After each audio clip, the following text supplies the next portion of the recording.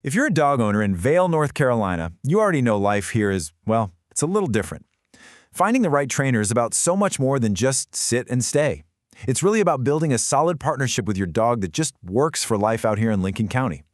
So this guide, it's all about helping you find that perfect trainer and making that choice with total confidence.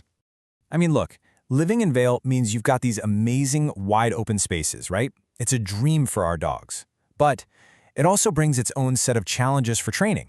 You've got to think about things like farm equipment, maybe some livestock next door, and then you want your dog to be cool and collected when you pop into Lincolnton or Cherryville for errands. A really good trainer in this area, they get that. They understand the local picture. All right, so here's how we're going to break it all down for you. First, we'll talk about what makes training in Vale special. Then, we'll get into finding the right trainer for you, picking a program, and what it might cost. After that, I've got a checklist for you to use before you hire anyone, and we'll wrap up with some local rules and resources. Okay, Section 1, Training for Life in Vale. So, what really makes training in Lincoln County unique? You can't just use a one-size-fits-all approach. Training has to make sense for where your dog is actually living their life every day. Let's talk about some must-have skills for a dog in Vale. First up, a solid recall. I'm talking about your dog coming back to you no questions asked the second you call. On a big property, that's not just a trick, it's a lifeline. Then there's being calm around farm animals and equipment. You can imagine how important that is. And of course, having good manners when you're in town.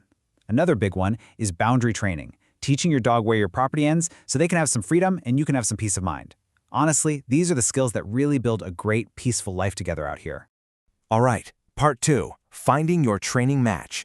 Now that you know what you want to train, let's figure out who can help you do it.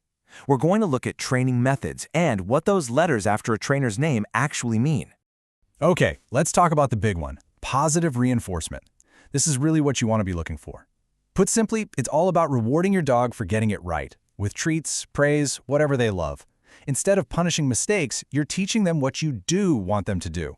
It builds this amazing sense of trust, and your dog actually wants to listen. That's a whole lot better and more reliable than training that uses fear. So here's the thing you should know. North Carolina doesn't actually require dog trainers to have a license. That means it's kind of up to us to check their credentials. These certifications are your best bet. They show that a trainer is serious about their education and follows ethical standards. For example, that CPD-DKA means they passed a big test on all things dog training. And if you see IABC-CDBC, that's someone who really specializes in tougher behavioral stuff, like serious anxiety or aggression. Okay, on to Section 3, Choosing Your Program. So, how is this training actually going to happen? The right format really just depends on your dog and what you're trying to accomplish.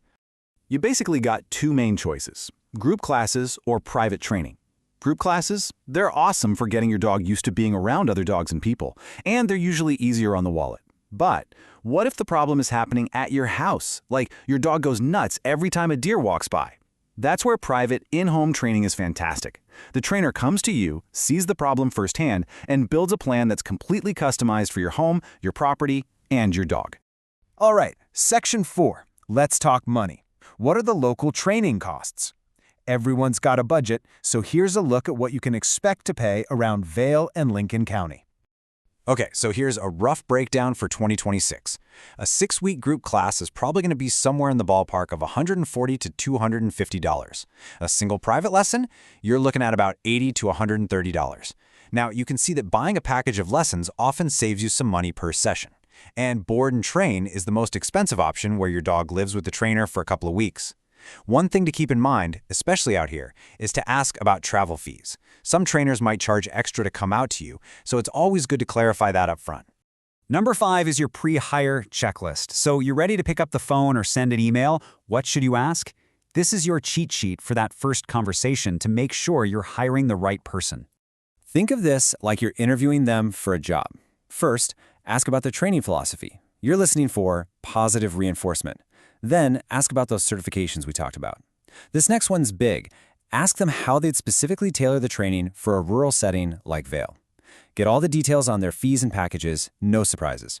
Ask them how you'll both know the training is working, how do they measure progress. And finally, if you're dealing with something more serious, ask if they work with vets. That's a huge sign of a real professional. And last but not least, Section 6, Vale Rules and Resources. Let's cover some of the local laws and, more importantly, some great places you can go to practice all these new skills. Okay, a few quick rules for Lincoln County to keep in mind. Dogs can't just run at large, which basically means they need to be under your control. This is exactly why that recall training is so critical. Also, your dog absolutely must have a current rabies tag on their collar. And yeah, if your dog is barking nonstop, it can be considered a nuisance. So good training isn't just for you, it helps you be a good neighbor too.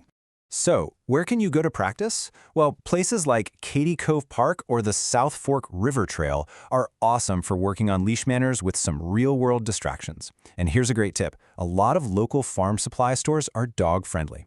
Taking your dog inside is an amazing way to practice staying calm around new people, strange sounds, and all those interesting smells.